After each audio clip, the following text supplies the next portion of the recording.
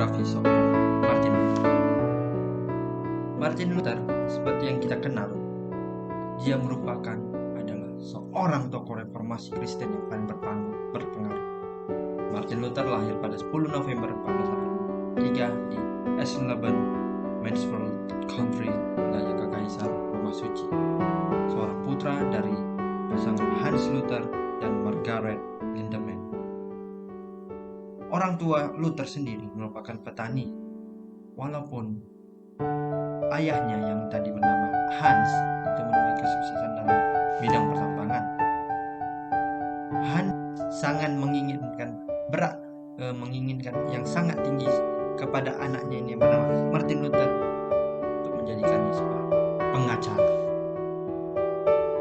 Hans sendiri berkata kepadanya supaya kamu sebagai seorang pengacara saja. Pembahasan selanjutnya kita akan membahas ajaran yang paling terkenal dari Martin Luther sendiri. Martin Luther bagi dirinya sendiri yang dalam penulisannya itu tentang kebenaran oleh iman saja. Yang terpenting baginya adalah ia mengajarkan doktrin pembenaran tindakan Allah yang benar seorang berdosa, karena oleh iman saja melalui kasih karunia atau rahmat Allah.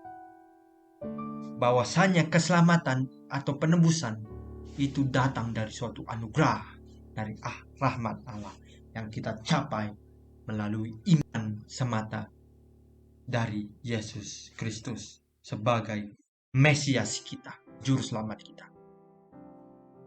Kemudian pada ajaran Luther yang lain dia mengatakan posisi doktrin yang ia tulis dalam tulisan pembenaran oleh iman saja yang ia tulis itu seturut dan setara dengan Efesus 2 ayat 8 sampai 10 menurut pemahaman yang ia lihat.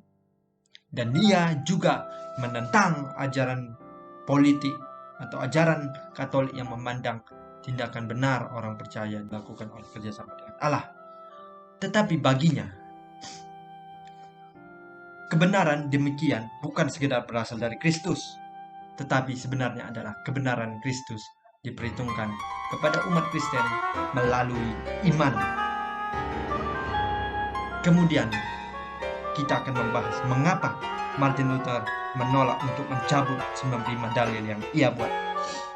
Dari pemahaman yang bisa saya ambil, saya bisa mengambil poin bahwasannya mengapa Martin Luther melakukan tersebut, karena kebenaran bukan berasal dari paus ataupun gereja, melainkan berasal dari Injil.